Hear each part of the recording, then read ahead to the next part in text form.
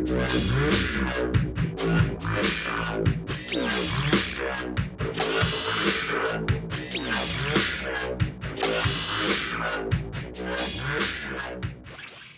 guys, Matt Allen here. Welcome back to Tactical Bassin.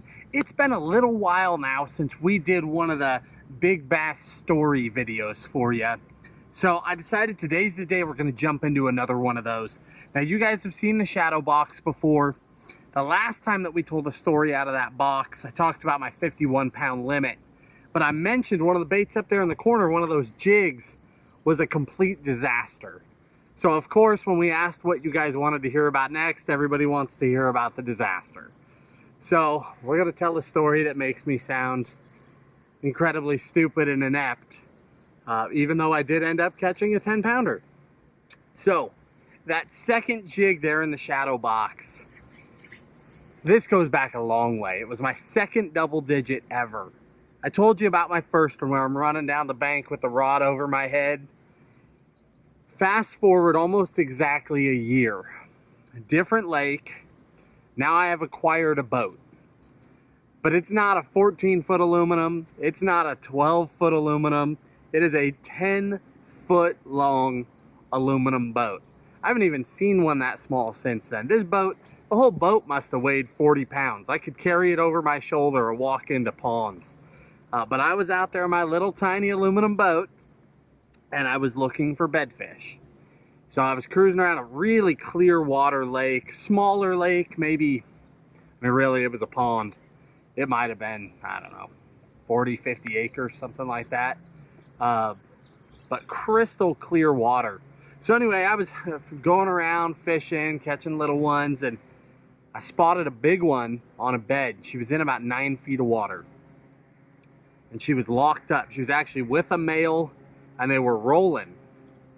Now, fast forward 15 years or something, when fish are actually rolling on the bed, they can be very, very difficult to catch because they're in the act of spawning and they're not really interested in anything else that's going on. Oh, we've got a boat cruising by here. It's going to be a little noisy here for a second. But anyway, there we are. I see this giant on a bed, and I didn't know how big it was. I just knew it was big. But these fish are sitting on that bed. So back then, you know, power poles didn't exist, and if they did, I couldn't have afforded them. You know, nobody had any of that stuff. So I had what anybody my age would have. I had 2 anchors on 2 ropes. So I worked this fish for a while. Now I'm casting to her and working her. She's completely ignoring me. So I anchored up. I backed off that bed. I gave her what I thought was the best angle so she had access to deep water. Turns out I was wrong. I was blocking her access to deep water. But I double anchored. I put an anchor out both sides of the boat so I would hold still and I could still see that fish down there. And that is a very, very effective way to catch a bedfish. You know, set back, you find out her access to deep water. You figure out, you know, if you spook her, which way does she go? You do not set your boat there. You set your boat at the opposite end so she's comfortable knowing that she has a route out if she needs it. And then you talon down or drop anchors or whatever you might have, but you just hold your ground and you give them as much room as possible. You stay back as far as you can, you fish that fish. So anyway, back to the story. I double anchor right in this fish's way to deep water. Totally wrong. But I get set up and I start throwing baits in there again and she won't eat anything. So I'm cycling baits. You know, I'm going from a jig to a worm and a worm to a creature bait and a creature bait to who knows what all. A bastrix. I used to throw that flat tail bastrix bluegill a lot. I think they call that a bait fry or something like that. Man, I was just cycling through baits. She wouldn't bite. She wouldn't bite. So I left. I ran all around the lake looking for more fish. Ran around the lake, turned my trolling motor up, my little tiller trolling motor, cruised around the lake. Couldn't find any more good fish. So I thought, you know, that's my day. It's set. That's my fish. So I came back, I re-anchored in the exact same place, and I decided that hell or high water, I was catching this bass. And I proceeded to work it. And that fish was locked on. I'm talking A bumper in the head, she doesn't move, doesn't acknowledge you're there, doesn't move for the bait, doesn't eat the bait, doesn't swim away, locked on. So I'm working this fish, and working this fish, and working this fish. Now I'm trying to set the mood here. What I haven't told you yet is this is the longest, even today, that I have ever worked a bedfish successfully. I've worked one longer and not gotten her, but this is the longest I have ever worked one and then caught that fish. I sat anchored up over this bass for just over 8 hours. I had nothing else to do. I was on a small lake. She was the only big one. There were no other options, and she was locked, and so was I. My will was locked, and so was hers. Just combat. So I was just cycling my baits, and I'd give her a break. And I tried everything. I mean, I tried white, I tried natural, I tried bluegills. I tried throwing a bait in the bed, wait 15 minutes, eat a sandwich, literally watch the clock, 15 minutes, one twitch. She doesn't move. Reel that up, tie on a different bait, throw it in there, let it sit, let them forget it's there. 10 minutes, one twitch, she doesn't move. 10 more minutes, one twitch, she doesn't move. This just went on and on. Now mind you, there was a male in there this entire time and he wasn't moving either. They were so locked down, it was crazy. Now, if I knew then what I know now, I think I could have caught that fish in a matter of minutes, but I was doing everything wrong. So the bait that I was throwing at just over 8 hours was a jig. It was actually a revenge jig, and down in the video description, I'll give you a link to that, some of the other stuff we were throwing, maybe some of the stuff we should have been throwing. But this fish, she ate a revenge jig and a Yamamoto 5-inch double tail, the double tail grub. That's what I was throwing. But remember, it was a battle of wills. So I had been in this bed forever. And I'm just, repetition. Throwing that jig. I don't know where my mind was, but I was not at the lake anymore, right? It was just a battle of will. At this point, I was going to fish until dark and then go home. Now, throwing, doing my thing. And all of a sudden, this big old fish that hasn't moved in hours just swims out. And in my head, I'm like, all that work, all that time, she successfully spawned and is bailing. It's over. And I see her go by and I'm just heartbroken. And then I see my line following her. This fish on cast number, I don't know, 4027 ate the jig and is swimming for deep water. And I'm completely clueless to the entire thing. So I realize what's happening. I reel down and I hit this fish.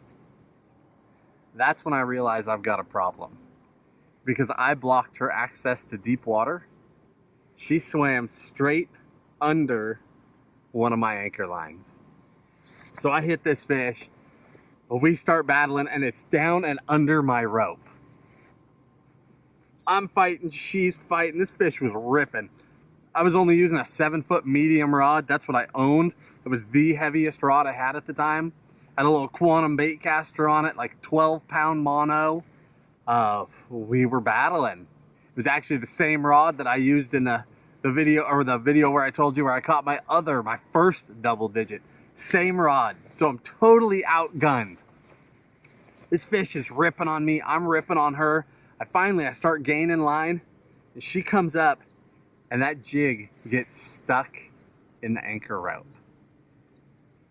And you all know how that ends, right? A fish just goes ballistic and they just rip free. That's just what happens. So I'm in full panic mode. I see it happen because the water's clear. I know exactly what just happened.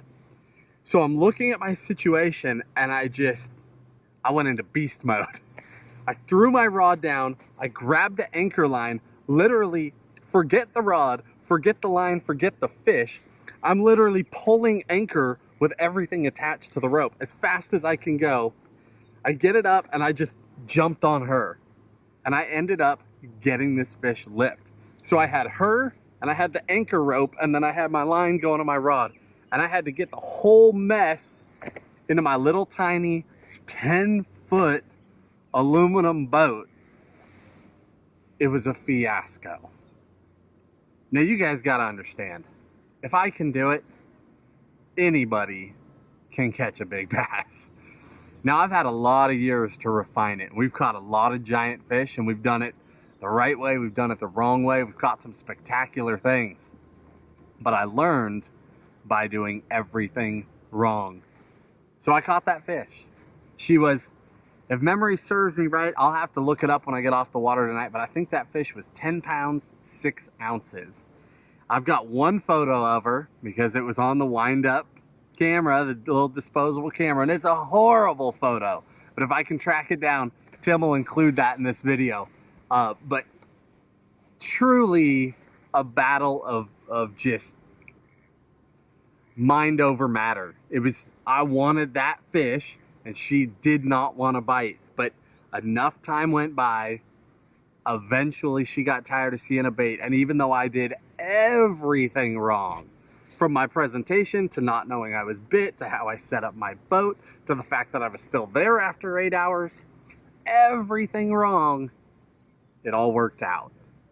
And you know, take that to heart, because there's so many things that you can do wrong in fishing, but there's also days where it just goes right. So until you've got your skills honed, just keep fishing, keep pushing, keep going as hard as you can, because even if you're doing it wrong, eventually that's gonna pan out. And even if it doesn't, that time on the water where you are honing those skills, that's how you get better. And you're going to become a better angler, and you're going to develop the skills so you can put those fish in the boat. That was the second 10-pounder that I ever caught, or my second double digit, I should say, that I ever caught. The next one was my 17, and I've told you that story as well in the past. I'll give you a link to that down in the video description. Also, if you haven't seen that one, you need to see that. That was a 17.2 pounder. That was my third double digit ever.